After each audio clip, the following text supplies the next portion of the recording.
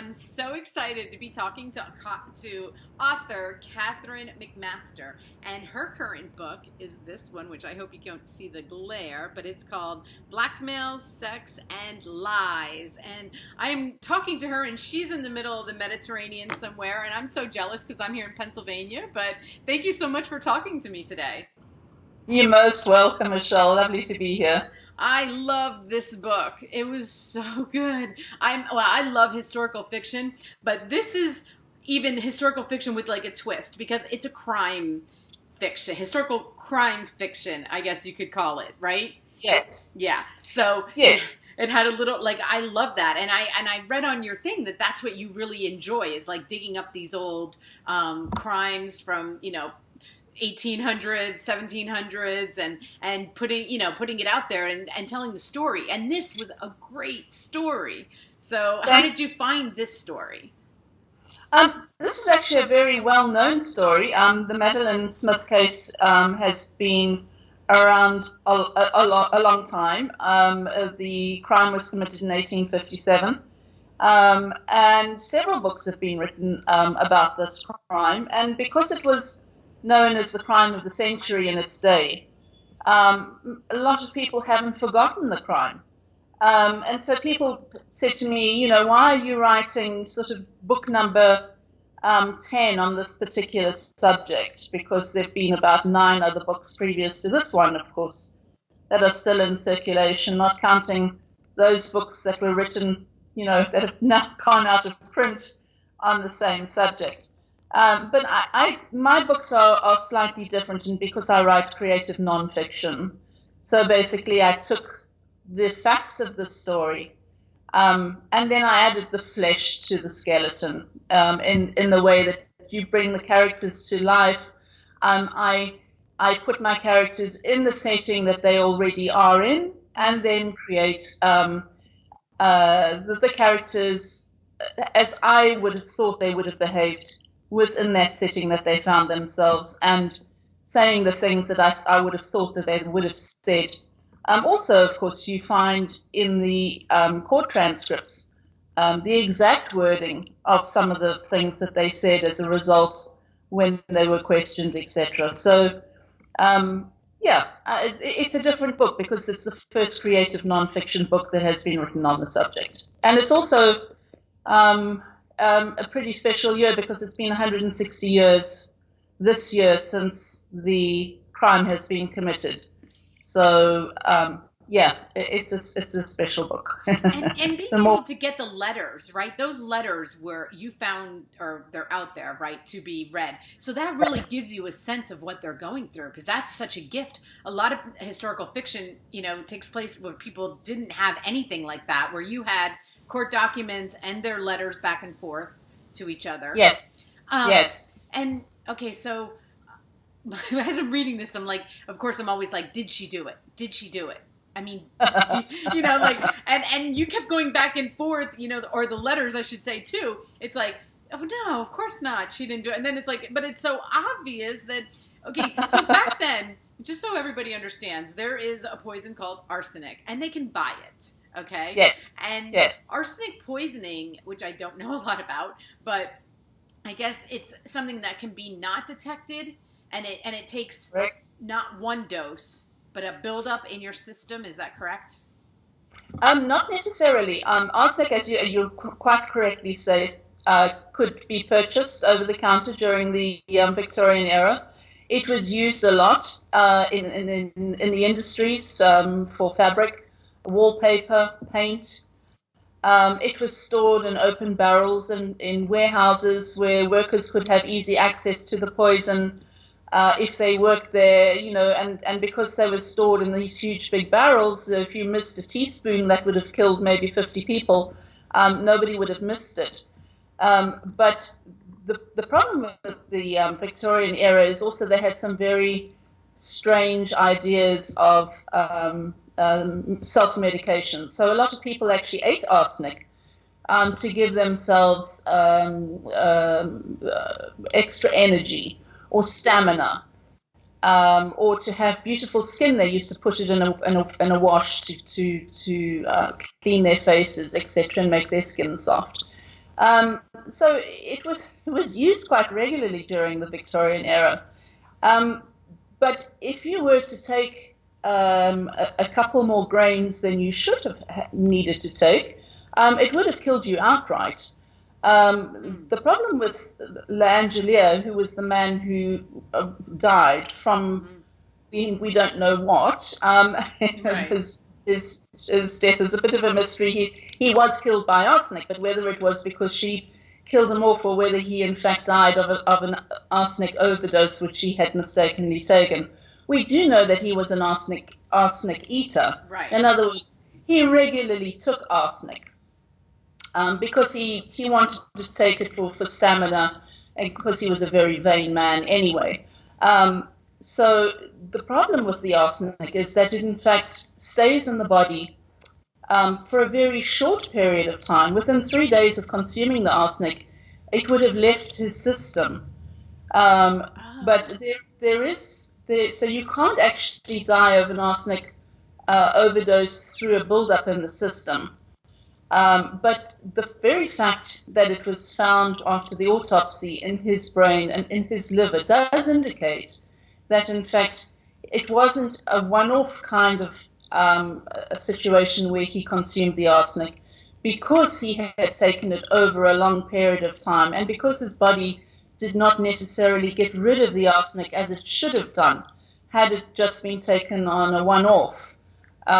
There is indication, therefore, that he was a chronic arsenic user and that it had, in fact, gone through the organs and had remained there for some period of time. So yes, arsenic is a very strange thing.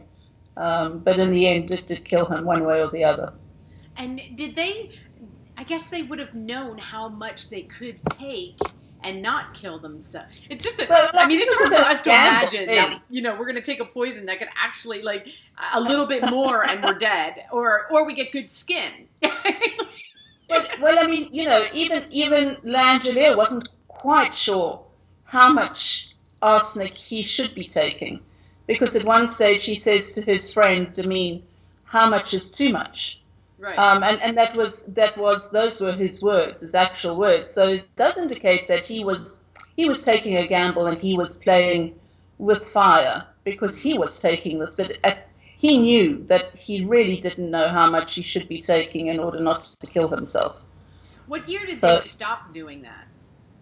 When did they what? Sorry? When did they stop it? When did they, eventually it was outlawed. Of course, the rules became more stringent where you had to sign a poison register, and then having access to the arsenic was then far more difficult than it used to be.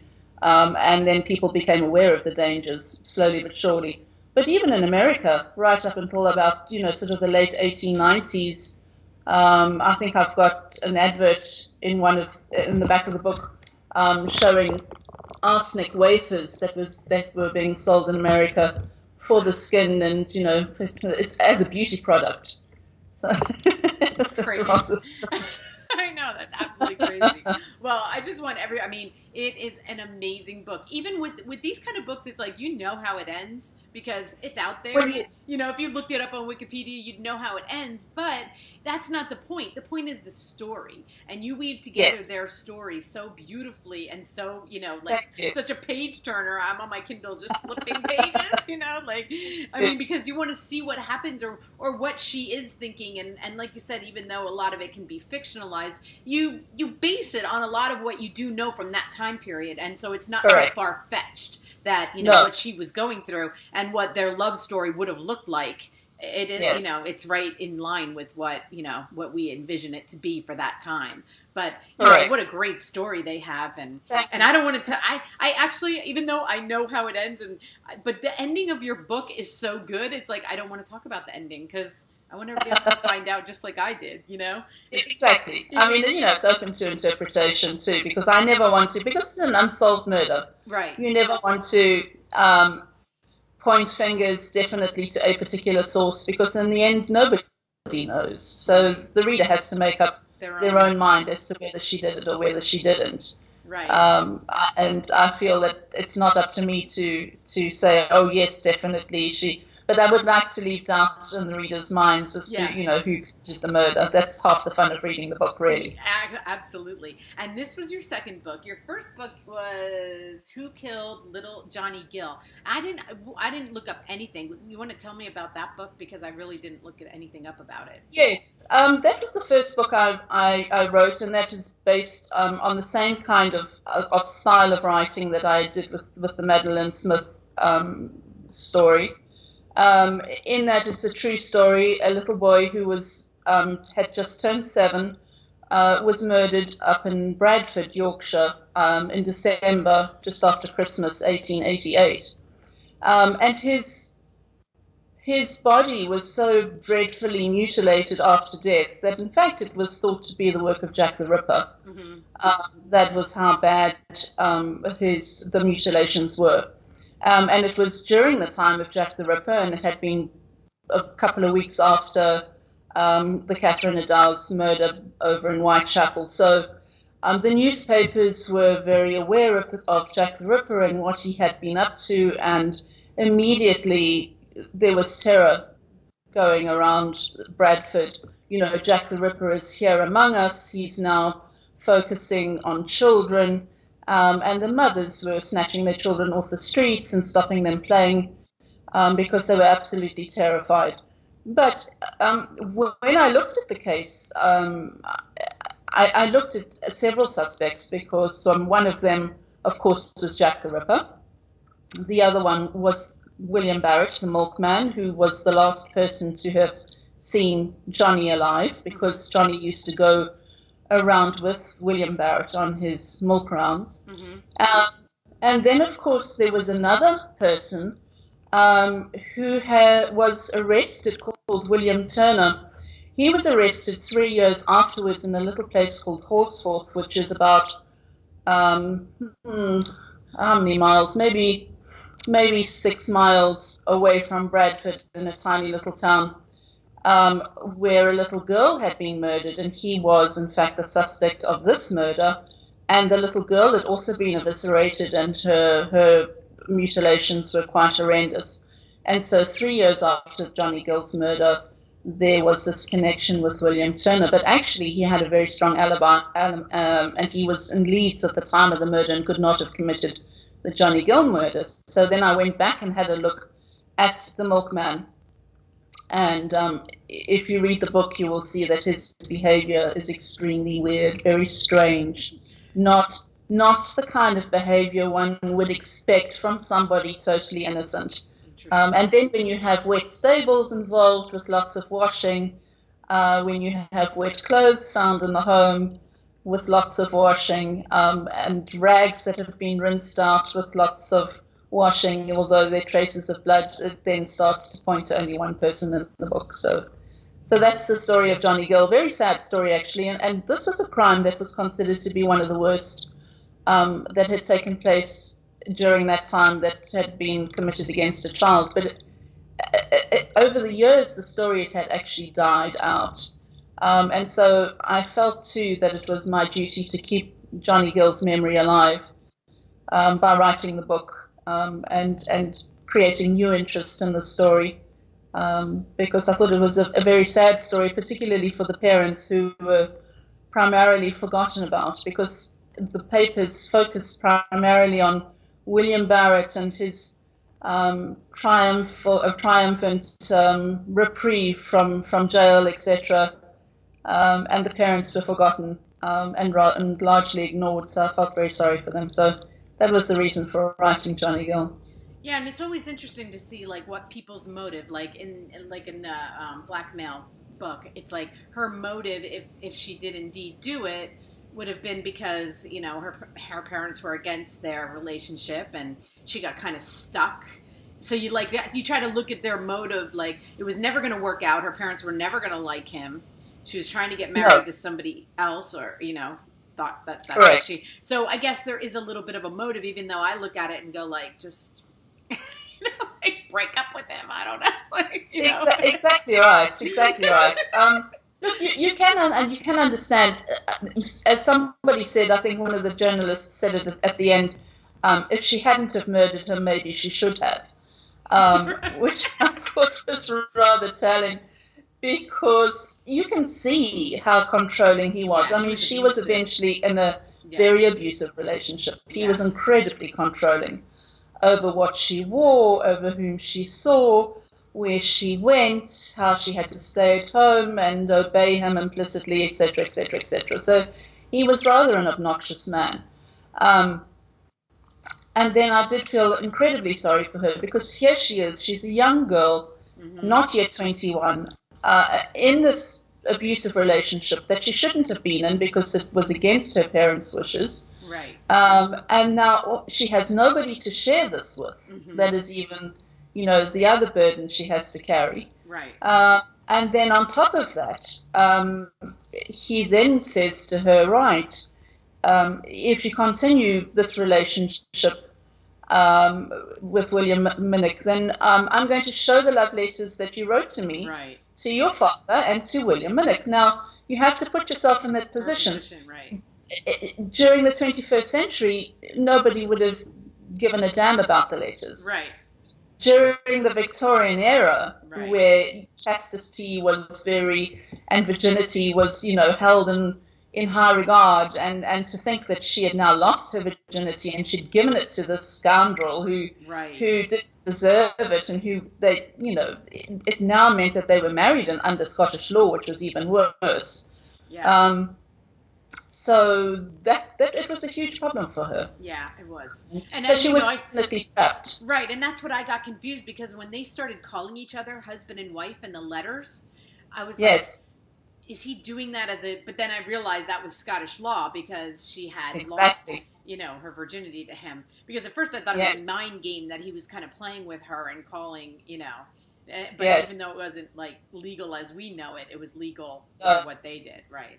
So that makes, that makes a lot of sense. Yeah. Yes. And, I don't know if you know, because you're in the middle of the Mediterranean, but, we had a really bad crime happen last night in Vegas. And I did see it. Did you see that? And so when you're talking about people with motives and, you just don't know. You just don't know motives, because people are crazy, basically. They are, absolutely. and you don't know what tips people over the edge.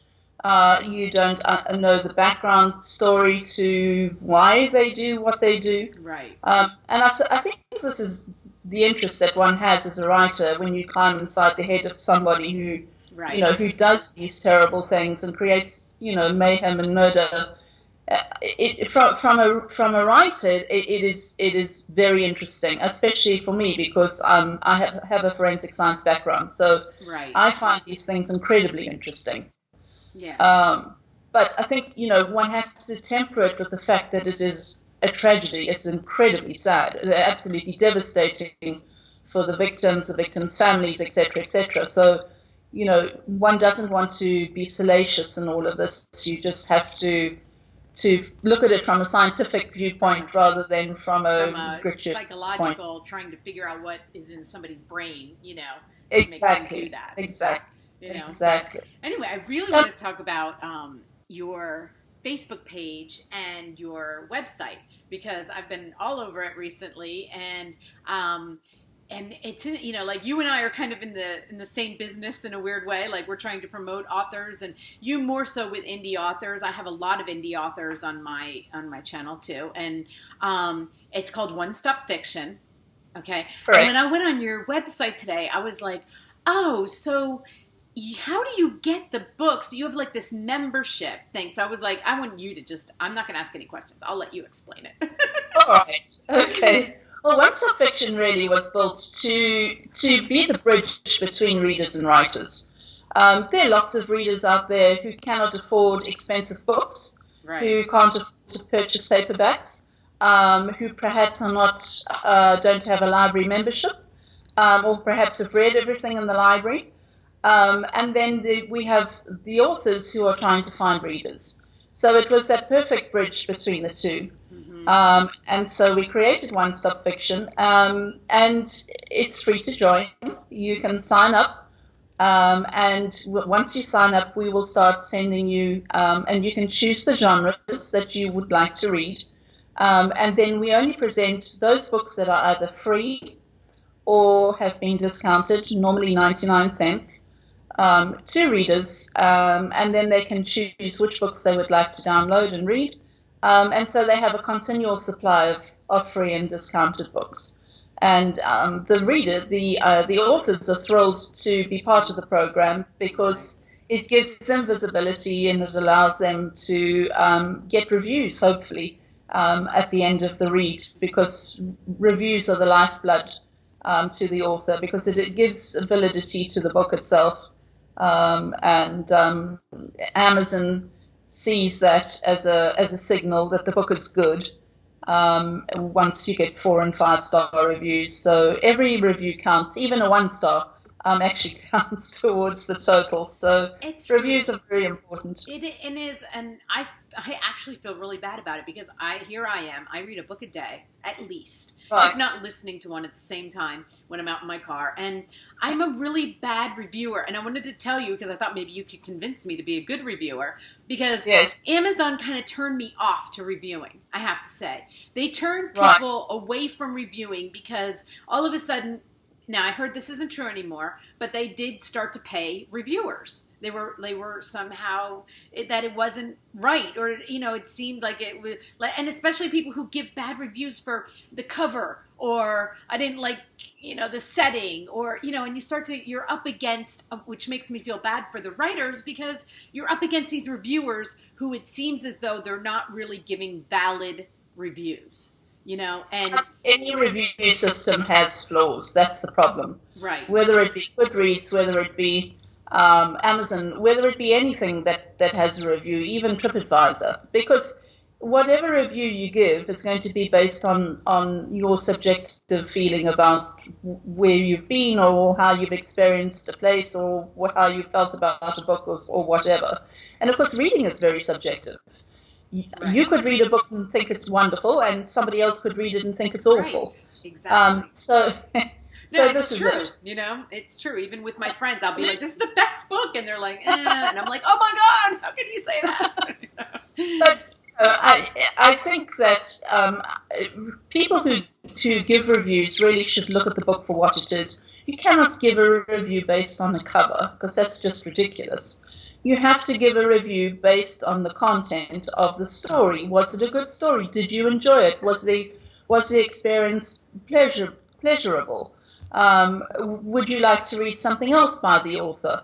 I think it has to be balanced too. Right. It has to be honest, without being brutal.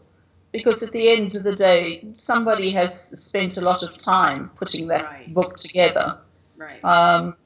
And I think sometimes readers are very critical about a book without actually realizing how much work goes into a book. So it can be quite devastating for authors to get a 1-star review. But it comes with the territory. Right. And you've just got to grow a thicker skin. I know. And really and honestly, if you get glowing 4 and 5-star reviews, people actually look at the book with a little bit of skepticism, because people are thinking, well, it can't be that good. There have to be, 1 or 2 people who don't enjoy the book, surely to goodness. And so 1-star and 2-star reviews are actually good for the book, because then it gives it a happy balance. Interesting. Because so as a reader, I'm trying to think of the last time I read a bad book. Okay. There will be books that I think should be edited better. Okay. Yes. I see a lot of typos and stuff like that. But as a reader, I'm always so amazed by books that I feel like every time an author's like, can you please send me a review? Give me a review on Amazon. I go on there, put 5 stars, say excellent read, and then I feel like, but for me, I'm a pretty it's not hard for me to say that, Right. Right. Because a lot of people say, why don't you do book reviews? I'm like, I am the worst. I'd just be like, oh my God, this was amazing, because I can always find something I like in a book. I'm a very bad reviewer in that way, but. So I want to be better at putting it up there, because I know the 5 stars help them to balance it out. So I do want to, I always want to help authors, but I do get caught up in what I'm doing, and then I forget to go back. Sure. But, on Audible, they have it right on there. And sometimes on Kindle, too. It's right on there, and then I just hit it, and then I'm done. I can be done, Sure. But I think that's the thing. It's like for reviewers, So authors need reviewers. A lot of times readers don't want to review. They're like me when they're just like, I don't want to take my time or whatever, but they need them. And then I feel bad because I know that it exposes their book to better, searches or whatever it is they're trying to get on, But the reviews are a ranking signal for Amazon. So it's not the only ranking signal, but it is a ranking signal. So reviews are really, really important, and they do help an author to gain more visibility within the system. Right. Yeah. So how do you get a hold of, and I saw on your website you say that the books that you choose are edited pretty well. Like you don't just choose a book that's not, that somebody didn't take any time. And I've seen them. I've seen books that people do not take the time to do any kind of editing. Exactly. Exactly. This is the problem, unfortunately, with self-published books, because self-publishing has been a wonderful tool for authors to be able to put their work out, gain visibility, and also not have to pay royalties to a publishing house. Because at the end of the day, if you go through a publishing house, especially one of the top 5, your book could take 2 years before it actually comes out. Right. And a lot of authors don't want to wait that long. They want immediacy. They want to see their book out. And, of course, they want to earn all their royalties rather than to give them to a publisher. The problem is that there's no gatekeeping. So you will have self-published authors who will want to create their own covers, who will want to do the whole thing on the cheap. And so what happens at the end of the day is you come out with a mediocre product. Right. It hasn't been edited properly. It hasn't got a good cover that's going to gain interest. It's full of typos and spelling errors, and it's just a very poor product.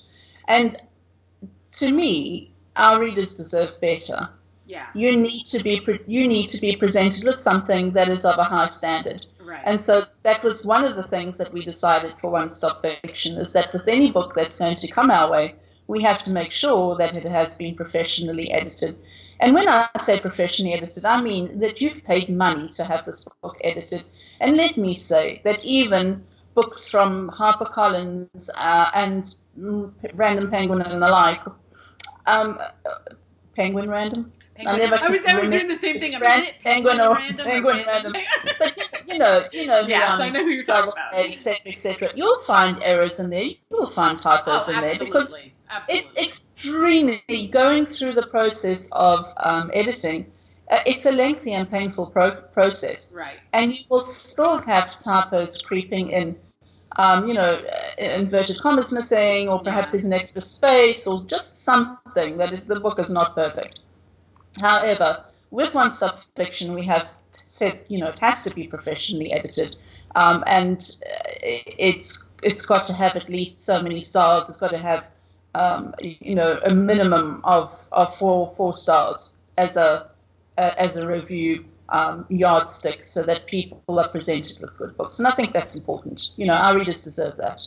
So how do you get in touch with the authors to, what kind of a deal do you do with them, that they contact you, or do you contact them, or, is our middleman? The thing is, now with our reputation going, a lot of authors actually just come to the website. We don't have to contact them at all. Right. They upload their books. As soon as they upload their books, we know that they are up. So then what we do is we don't prevent the books from being up, but what we do is once we get the list of all the books that are up on the website, we go through them on a daily basis, and we check the books. So we check the reviews to see if anybody has complained about typos and editing issues. And we also use the look inside feature, and then we read whatever is there to see if it's any good. Right. If we have an issue and we decide that the book doesn't have the correct number of reviews, or there are a number of complaints against the book, we then contact the author immediately. The book is actually taken down, and then we contact the author and we say, we have found this issue in your book.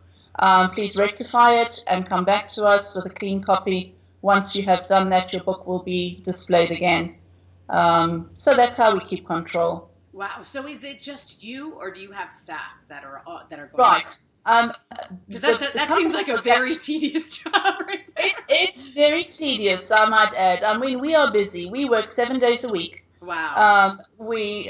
Except for the last 4 days, I took some time off and went to Malta with my husband, whom I only see 4 weeks of the year because he lives away and works away in the Middle East. So I did take 4 days off. But normally, my son is 30, and he and I started the company. And so he works on that as well. And then we have a coder who lives in Romania, and he is an equal partner, and he has done all the coding and built the website. So he doesn't get involved in that side of things of control and running the company on a day-to-day basis, but he's very much an integral part of the company. That's awesome. So we're busy, very busy. You want to know something funny? Is my 30-year-old son and I are doing this. He edits all my videos and puts them up for me, and because I couldn't do it myself, I need his expertise on how to do the videos, and so Yes. so that's kind of interesting. Like we're both in business with our sons, but That's right. Well, it works well for us, so I'm sure it'll work well for you as well. I see you guys on Facebook all over the place. So I'm imagining that your readers, that you have a lot of readers that do go to you for them, and I'm imagining also that this is good for the authors, because once they get one book read, this will really help for their, even though it's free for their, that they're giving their book away for free, it's helping them. A, they can get another review, possibly, Yes. and B, they're Yes. writing other books, so it helps with getting them out there and getting their name. The more recognition they can get on all the social media, authors are realizing that they have to be out there in order to get their books recognized. Absolutely. Look, I run several Facebook groups. One that I run at the moment is the One Stop Fiction Resource Group, Author Resource Group, and we have more than, I think it's about now 2016 members, and I give away my information for free because that's who I am. I help authors set up launch teams. I show them how to do it, why it's important to have a launch team, so that you can, in fact, get your readers together, your core readers, making sure that, and I always say to them, you have to make sure that you tell your readers that they have to give you an honest review. It's not going to be a canned review because that's not on. They have to also, it's a safety net. It's a time where people can say, hey, I found this error in your book. It still exists. Make sure you take it out. These are your beta readers. They will advise you on perhaps changing the plot to be a stronger plot, finding plot points, plot holes, lack of character development, etc. So it's very important to have a launch team because it's so useful on so many different levels. And I also help the authors with the marketing, telling them how to market their book, where to market their book, which companies actually work and which companies don't work. And this is important because you can spend a lot of money marketing books and it can all go down the drain very, very quickly and you get no return on investment. Right. In time to come, we will be helping authors market the books. But I refuse to charge the authors at this stage because at this moment in time, I feel that we don't have enough subscribers, even though our subscribers are now in the tens of thousands. I feel that is still not enough to get return on investment for the authors. So from next month, we will be allowing our authors only 5 spots a day to advertise their books, but that will be a totally free service. Right. And then these books will be disseminated through email to those people who have subscribed to the genres. And those books will then be disseminated that way. But you will find a lot of publishing companies or marketing platforms who take the money of these authors and don't give them any value in return, which is, I see it all the time. And so we are definitely not one of those companies. We offer value, and our main aim is to help authors because, we are authors, so it's authors helping authors. I get that because that's why I do this. I don't make any money. Yeah. I do this just to get authors out there because I believe in books and I believe in writing, and Yes. I want to get those authors out there and people reading their books, and people I believe in readers. I think readers are there. People say it's a dying business. I don't believe it. I think people No, I don't believe it. Everybody, there are a lot of readers out there, and Yes. readers are constantly looking for good new Right. material. I Yes. honestly believe that too, and I love my authors and the people that I've helped, and I try to give them advice just from what I found out being out Exactly. on Facebook and Twitter and those other places. So Exactly. so I always Sure. when I saw yours, I knew right away. I was like, I'm gonna like this woman because we're doing the same thing, different ways, but we're doing the same thing. So Exactly. I am so happy that I got to meet you, Kathryn, and you are an amazing writer. Okay, Thank and you, everybody Michelle. should go get your books. And this one, I mean, look at this cover. Okay, it's absolutely beautiful. I love the cover, and it's a great story. And I love the way you told her story. It was beautiful, beautiful. Thank you, Michelle. Thank you very much indeed. Thanks for taking the time to talk to me, and you have a great day. My pleasure, and likewise. Thank you. Nice chatting. Bye-bye. Bye.